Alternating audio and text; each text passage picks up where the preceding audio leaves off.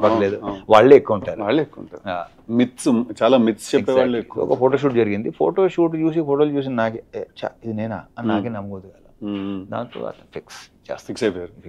అంటే యాక్టింగ్ చేద్దాం అని ఫిక్స్ అయ్యారా, హీరో అవుదాం అని ఫిక్స్ అయ్యారా? నేను యాక్టింగ్ హీరో అవుదాం అనుకున్నాను. నేను అంత తర్వాత నేను అనుకుంది ఒకటి, ఆ తర్వాత వచ్చింది అంతా బోనస్.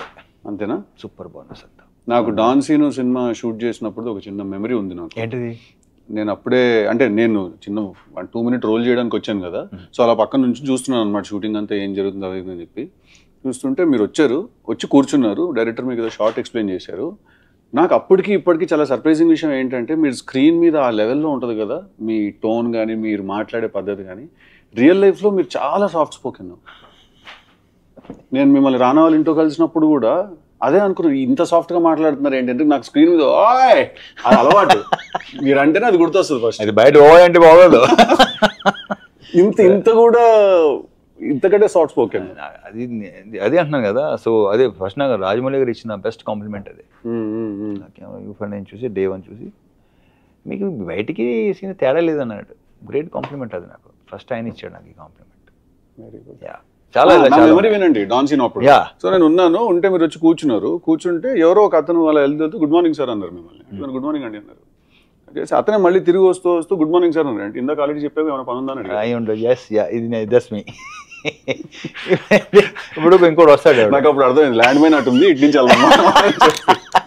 కొంతమంది ఇలా మనకి ఇలా చూస్తుంటారు, అనుకుంటాం కలవడానికి వచ్చాడు.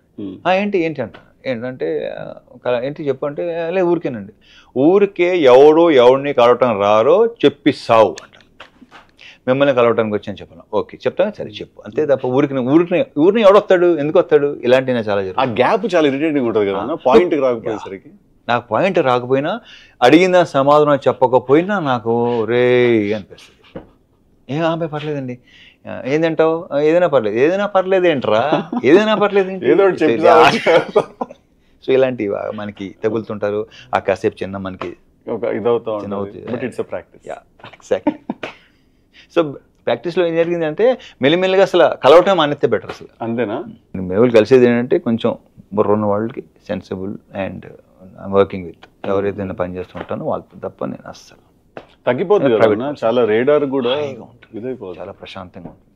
అందుకే ఏదో ప్రోగ్రాంలో అడిగారు మీకు బెస్ట్ ఫ్రెండ్ అని ఉంటుంది నేనే. సో టాలరెన్స్ లెవెల్స్ తగ్గిపోతాయి బాగా. నాకు అసలు బాబాయ్ అసలు బీవీఎస్ రావు చెప్తా ఉంటాడు, టైంకి రారా మీరు వస్తానంటారు కానీ మీరు రారా టైంకి అని చెప్పాడు. వాళ్ళు ఈ రోజు తిట్లు తింటారు, బీవీఎస్ కానీ హరీష్ కానీ ఎప్పుడు అసలు తిట్లు తింటానే ఉంటారు.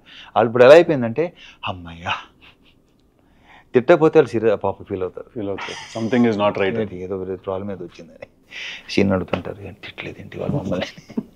ఇంకేమన్నా మనం మీ ప్రొడ్యూసర్ బిషో, మా ప్రొడ్యూసరే మీ ప్రొడ్యూసర్. ఇప్పుడు ఇక్కడ ఏంటంటే ఇది మీ హోమ్ ప్రొడక్షన్ కదా సితార్లో. సితార్ మీ హోమ్ ప్రొడక్షన్, మాకు కూడా ఎంట్రీ ఇచ్చారు. Thank you. వాళ్ళకి ఇచ్చారు. మ్యూజిక్ ఎవరన్నా మాస్ జాతరకి బీమ్స్ టిల్లు స్క్వేర్ కి బ్యాక్గ్రౌండ్ చేశాడు. టిల్లు స్క్వేర్ కి ఇంకా ఇంకోటి సితార్లో ఇంకో దానికి మ్యాడ్ తనగా మ్యాడ్ స్క్వేర్ ఉండుతాను చేశాడు.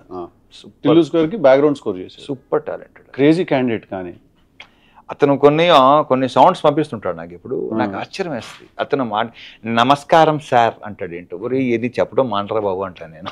అది ఏదో ఒక చిన్న కట్ ఆఫ్ లో ఉంటాడు, విచిత్రంగా ఉంటుంది. ఒక చిన్న అంటే ఎవ్రీ